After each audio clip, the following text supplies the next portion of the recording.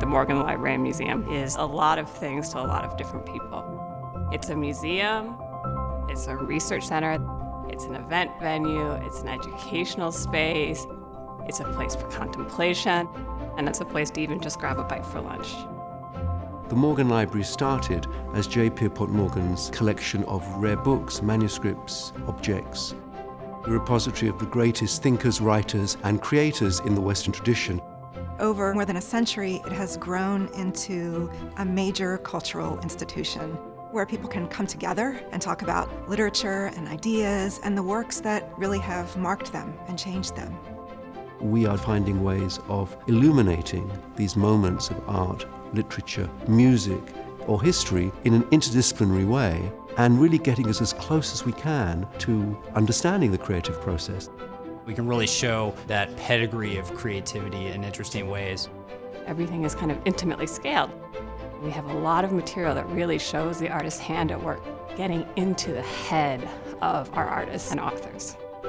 I think you can think about the Morgan Library and Museum as an institution interested in the history of creation.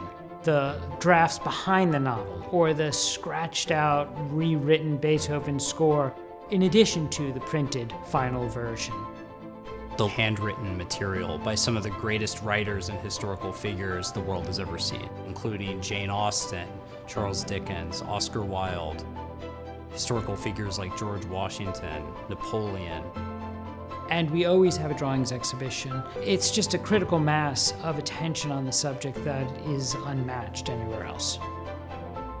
And indeed, the library building itself is truly an architectural treasure and a part of the collection.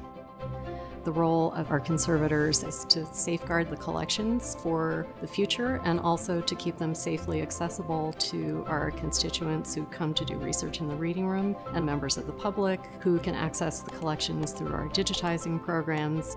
At the same time that we're a museum, we are also a very important research center for scholars who come to consult our rare collections. The researchers come from all over the world and they run the gamut. They are artists, writers, historians, students, and so many more. One of the great surprises of the Morgan is its dynamism. There is constant challenge to visualize ways of bringing these small but ambitious projects to light. When you come to the Morgan, there's so many options for how to engage with our collections and with the institution. You can come to see an exhibition, but also we offer a lot of related programming, so there may be a film or a concert or a curator-led talk.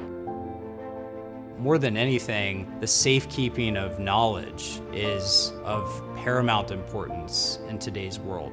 It is our ethical responsibility to provide access to that knowledge and to bring that knowledge to the public.